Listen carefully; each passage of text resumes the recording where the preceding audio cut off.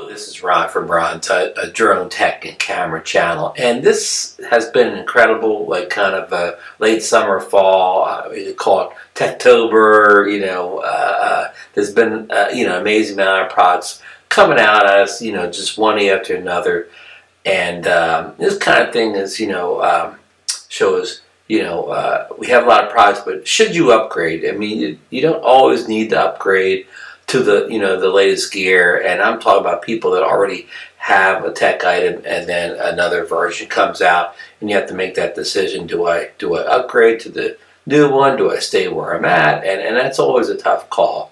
So we're going to go over kind of some of the big upgrades that we use in our kind of drone tech and camera community here, and whether you need the new one or not. So with no further ado, let's start this video. Okay, folks, let's get started here. Now, the first item up is an item that got released at the end of August by a company we all know and love, DJI, and here it is. It's the OM4, previously known as the Osmo line of gimbals for your cell phone. This is the latest iteration. It looks a lot like the Osmo Mobile 3, but this one has a magnetic clip that goes on here. I don't have the magnetic thing right now, but you can clip it right to your phone. Just clamps right on. That's the big selling point of this. Otherwise, it kind of looks, I think it's a little bit slightly different color, but it looks like the other one has a lot of the same features, but that magnetic thing really makes it so much nicer, because before, with this gimbal and every other gimbal, the gimbals are really great, but a lot of them are fidgety about getting them balanced and getting your phone on there, taking your case off, and by the time you do all that, you kind of miss the shot sometimes, and you need kind of a level surface to do all that balancing. And when you're out, that's great if you're out in the house, you got the desk or whatever, but when you're out in the field, maybe you don't have a level surface, so it always made it tough. For this one, you can could put that clamp on, which I don't have right here, and you know exactly where you put it in your phone, and it will work with the case, even though I recommend not using it with the case. And this if you have a real thin case, not a OtterBox case. But you know exactly where it goes to the phone. You can clip it on, and it's balanced every time. So you can fire it up, get quick and quick. Shooting very quickly, get the target you're intended, whether it's an action of some sort or sunset or whatever, you're up and shooting really quick. I use the iPhone 11 Pro with it, works great. Handles a heavier phone with a case, even though I take my case off most time. But anyhow, so should you upgrade from the if you have the OM3 or the OM2, Osmo Mobile 2 or 3, for me, yes, because my biggest con to these type of phone gimbals was getting the phone on and balanced correctly. So for me, this was an upgrade, but for that one reason. Otherwise, if that's not important to you at all, then just probably stick with the 3 and just go with the app upgrade. So so this came out end of August. So it was like kind of the first domino of the fall in this series here, and next, I believe it was next, the Hero 9 came out. It came out, I think you heard the rumors early in September. By middle of September it's out, and the fall is always when they release the new Heroes. I have the Hero 7 here, so I did not even upgrade to the Hero 8, and so far I haven't upgraded to the Hero 9 yet.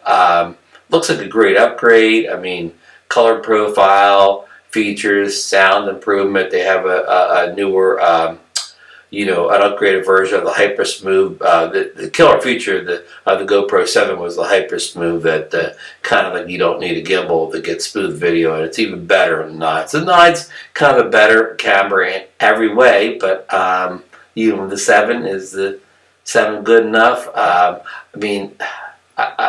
love that the 9 even takes better video and better pictures and all that, but I kind of don't use my action camera for a lot of my better videos or better pictures. I use my phone for that. I mostly use this for situations where it could get broken, could get wet, outdoors and in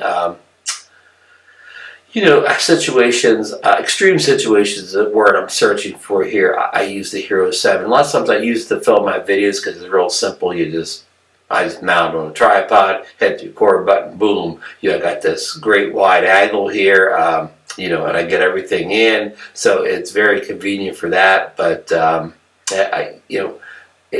maybe I'll upgrade to the 9. But for right now, the Hero 7 is kind of still doing what I want. So should you upgrade from the 7 or 8 to 9?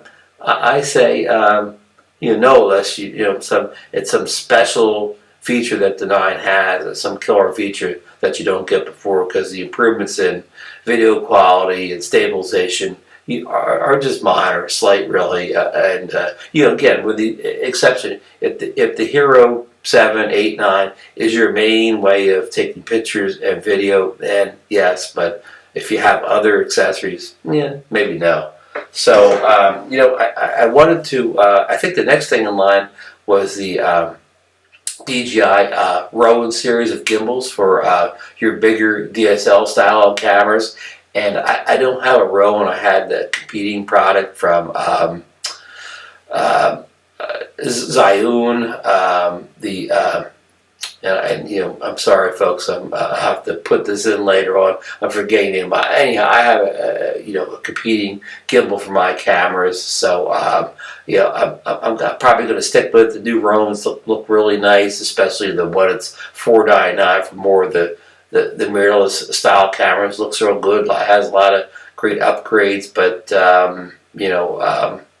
I don't really know enough to talk about that, but I did want to mention it. But anyhow, we will skip on to the next thing in the line. So after that, Apple had a big announcement. Early the end of December, they have new iPhones every year, just like the GoPro. The iPhone 12 has arrived. This is the iPhone 11 Pro, but the iPhone 12 has arrived, and of course it's bigger, better, in every way. It's the best iPhone ever made, as they always say. It's got a faster processor. Of course, this has the we're up to the I guess it's the X14 series now, and it's had like a X13 chip in it, so we're faster. They've increased the size. This is the Pro, which I think this is like a 5.8. They had a Max, which was maybe 6.5, and of course they've increased the regular Pro to 6.1, and they've increased the Max to 6.7 in this generation. The iPhone 12s. And the camera's better. Looks like low light, but in the iPhone 12 Pro Max, they've even added a better image stabilization through sensor shift, kind of like some mirrorless cameras have, as well as their regular stabilization through electronic image stabilization. And the cameras are now capable in both the Pros, the Max and the regular, of doing HDR video. And Dolby, they have a Dolby component to the video too. So there's some really high-end stuff there, and you're also able to edit that HDR video right on the phone. So that's quite unique or whatever. HDR video is just coming to many higher-end devices. Let alone a phone, which and especially lets you do the editing in camera. You don't have to own an expensive program like Adobe Premiere or Apple Final Cut Pro to do it. So that's really incredible. And you should see the low light performance that the 12 Pro offers over the 11 Pro.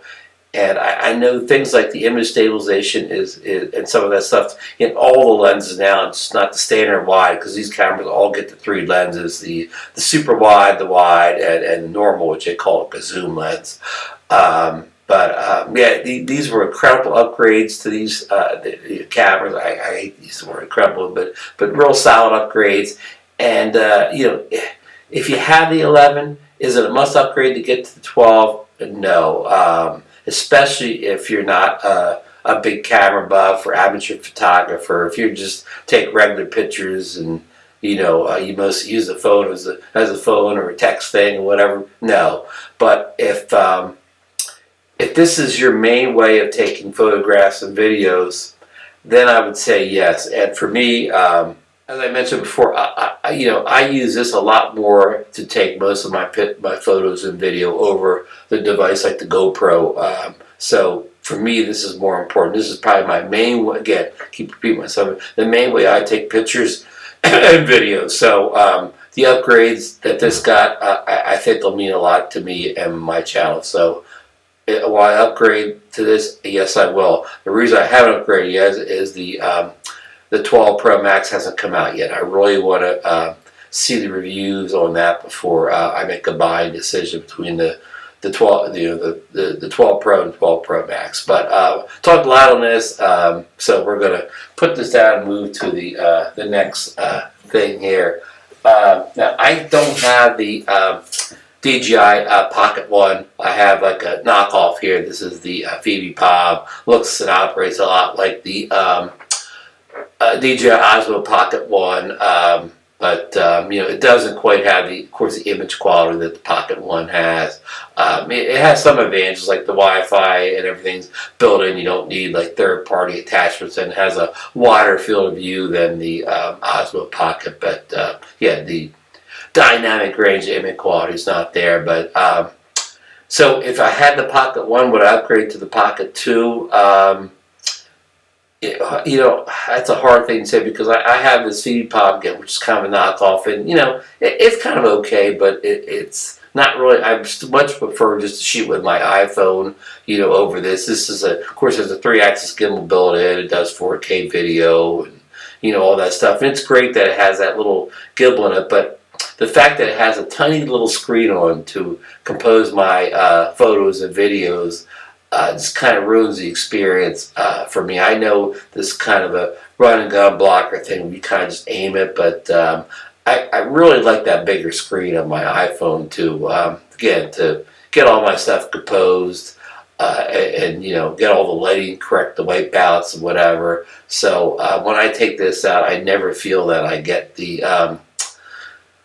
I fully don't get either the picture I wanted or the video I wanted because again, I'm not just seeing enough of it on screen. I know you can attach your phone to this and I can Wi-Fi, but at that point, once I attach to the phone and everything like that, it kind of doesn't make it a pocketable device anymore. It kind of defeats the whole purpose of it. So I'm kind of pass on the Pocket altogether just because I don't like the experience of that tiny little small screen, but I'm sure for other people, it's just what they're looking for, especially the size, and the Pocket 2 looks like a big improvement over in image quality and features and everything like that. So, and it looks like they kept the price nice and low on the Pocket, so I can see that being a important device for many people. And just, at the end of last week, they released a new Insta360, released a new Insta360 XR, X1, X2. And you're looking at the original Insta360 not even the 361 X. The name's always confusing me, but these cameras, these have the two lenses on both sides, and they do the 360 video. And you can also connect this to your phone. You can use the phone as a viewfinder, much like you can the Pocket. And these things are the great little camera that had this big depth of field. You can capture everything, and then you can in post you can just cut the section of the video. Forget the buzzword. You can just focus in on the one area you want to look at and cut the 360 stuff out. So it's kind of good that you don't miss any action because you're capturing everything. And the new one, much like the GoPro Max, offers you can just have an action camera thing where you can just use one of the cameras and it looks just like an action camera. And the advantage of that is also you could download that as a regular, say, MPEG-4 file and not the proprietary Insta360 format. Yeah, the Insta60 format, which you have to edit with their editor. You just can't edit in something like Final Cut or Premiere. So yeah, I really like the fact they added the mode like the Hero Max has, where you can just make it a standard action camera and not do the 360.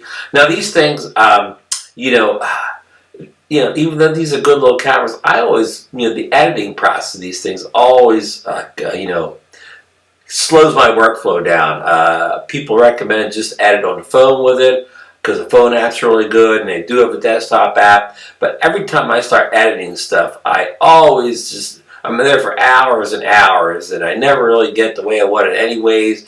And it's always hard to incorporate the footage in with other footage or whatever. For me anyways, like it's either I got to make all 360 video or not, and I know a lot of it's just me not getting my head around the editing process, but I like the concept of these. I love when I watch somebody else's video and they're doing these great things with it, but I never seem to do these great things with it. But I mean, the upgrade, again, one's a couple of years old now, and I think the current one's almost 2 years old. They're upgrading from, because they had this Insta360 R1 in between, which is kind of a module system. So the product line's kind of confusing, but anyhow, I think the price was like $429 on the new Insta360. If Insta360 One X2, again, these names are getting me.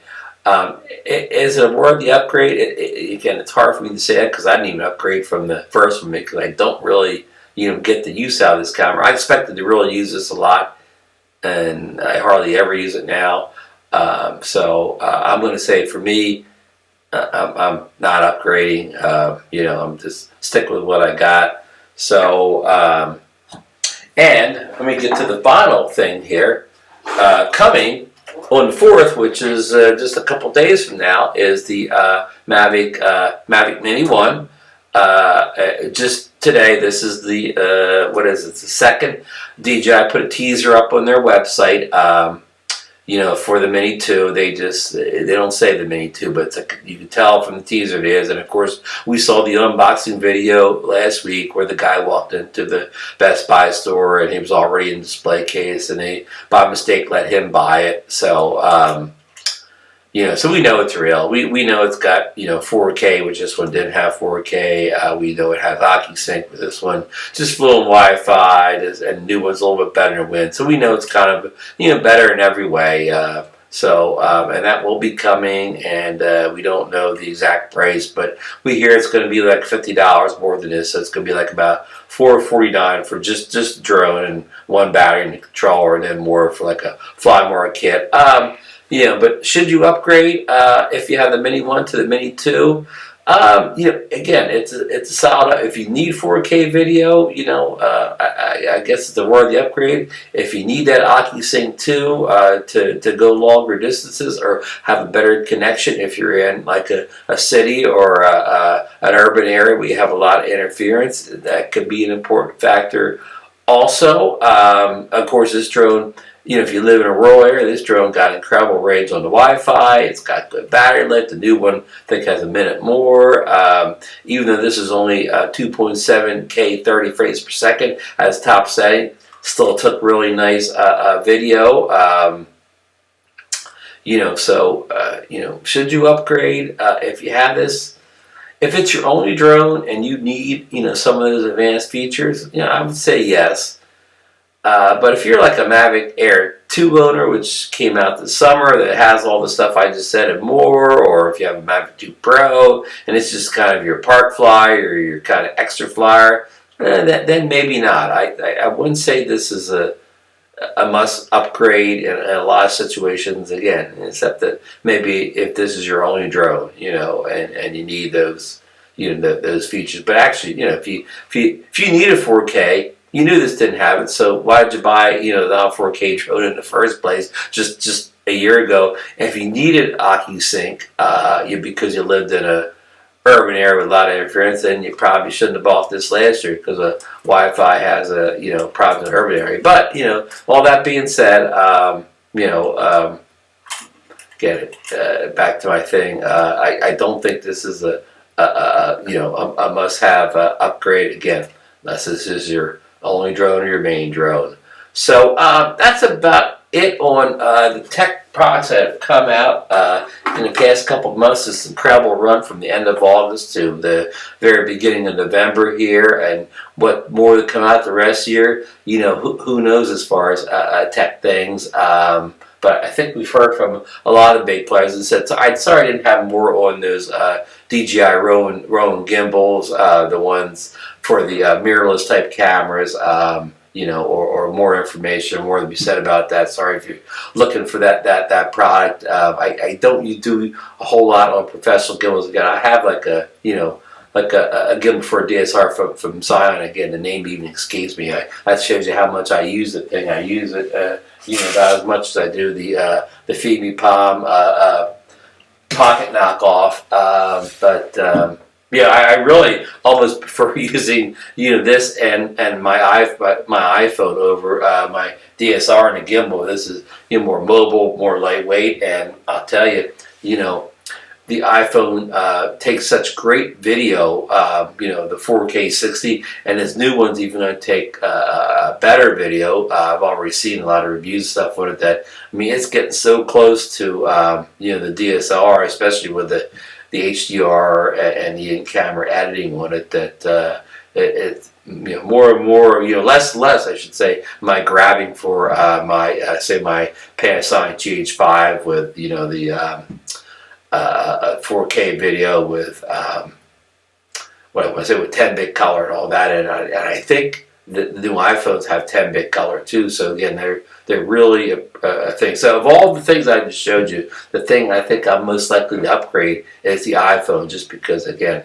it's almost my main way of taking pictures and photos nowadays, where none of the other devices are. And even if I upgrade to the current models, they still won't be my main way of taking pictures and videos. So I hope you enjoyed this. I know I probably said a lot of stuff people disagree with, so down in the comments, you can tell me what you thought, tell me I'm all wrong. And, again, this is all just personal thing. Nobody's right or wrong here, whatever. What's a must-have upgrade for me isn't a must upgrade for you, and maybe you love, maybe, again, the GoPro Hero is your favorite camera of all time, so that 9 is an important upgrade for you. So again, this is all personal choice here. So, but I'd love to hear what you think and what you would like to upgrade to, and maybe we'll make a follow-up video on this sometime. So don't forget to like this video, subscribe to the channel, hit that notification bell to see more videos like this,